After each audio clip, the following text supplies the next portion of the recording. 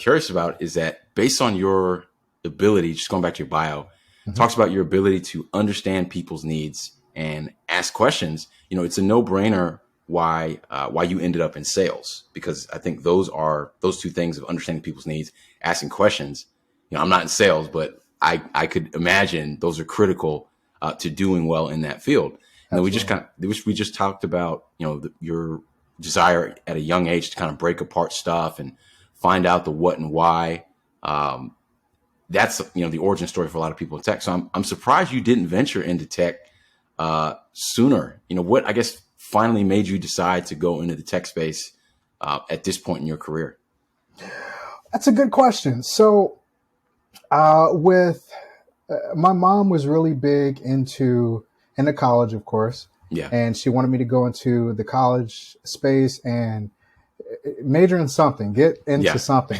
So trying to navigate what that looked like for tech. I originally started in graphic design, then a little bit into computer animation. Ooh. And there was some interest there. There was some like there, but it just didn't hit the mark exactly. Mm-hmm. So then I began to venture out into the sales arena because I was good at communicating with people. Yep. And I wasn't really sure how to connect my knack for interacting with people with my love for tech until recently, where I was following Cyrus Harbin, and he does both. Right. And so that's why it's just now starting. As far as that goes, I've been following Cyrus for probably about close to a year now.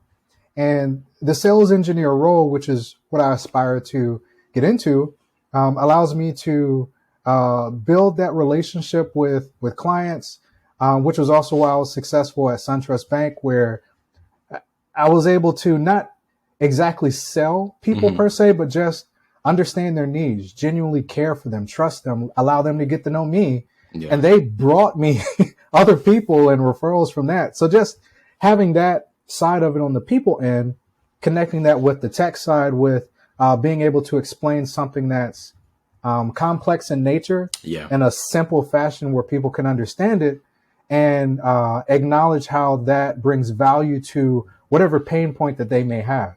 Yeah. So I'm excited to get into it. Yeah. So I think I love how we started with the basically the reverse engineering of, hey, take it apart, put it back together. And it sounds like that's kind of happened with your career of like, hey, I know I like tech. I know I can communicate well. I have these two pieces.